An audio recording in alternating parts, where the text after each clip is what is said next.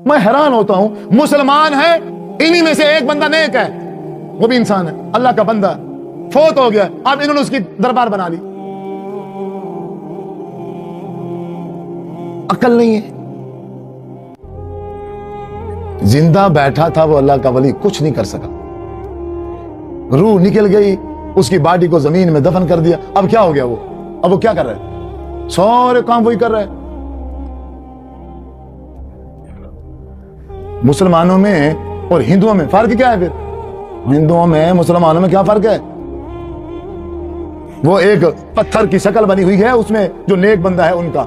हिंदुओं में जो नेक बंदा होता है वो जब मर जाए पत्थर की उसकी शक्ल बनाते हैं, पत्थर की उसकी शक्ल बना के उसको सामने रख देते हैं। अब अपनी हर मुश्किल में उसको याद करेंगे, अब उसी से दुआ करेंगे, उसी के सामने खाने रखेंगे, उसी के सामने सारे मशरूबात रखेंगे।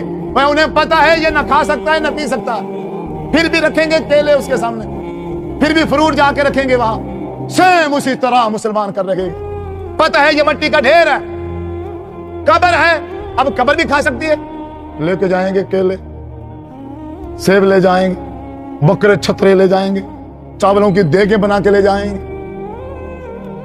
पता ऐसे चलता है जैसे अकल नाम की कोई चीज नहीं है दिमाग में।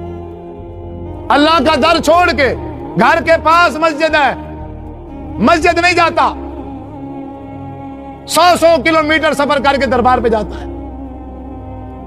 क्या अब उस दरबार वाले से कहेगा, वो फिर अल्लाह से कहेगा, फिर इसका काम हो जाएगा। ये अकीदा, मैं उसको कहूंगा, वो फिर अल्लाह को मेरी सिफारिश करेगा, फिर मेरे जितने काम फंसे हुए हैं वो सारे ठीक हो जाएंगे। ये कहां लिखा हुआ है? इस कुरान मजीद में किस आयत में लिखा हुआ है कि जब तुम नमाज ना पढ़ो, कोई नेक काम ना करो, तुम मेरे बागी बन जाओ, मुझसे दूर हो जाओ, फिर तुम इस लायक नहीं हो कि तुम फिर मुझसे दुआ मांग सको, फिर तुम मेरे नेक बंदों के पास जाना, उनसे कहना, वो मुझे कहेंगे, फिर मैं तुम्हारी हर मुश्किल दूर कर दूंगा। ये कहां लिखा हुआ?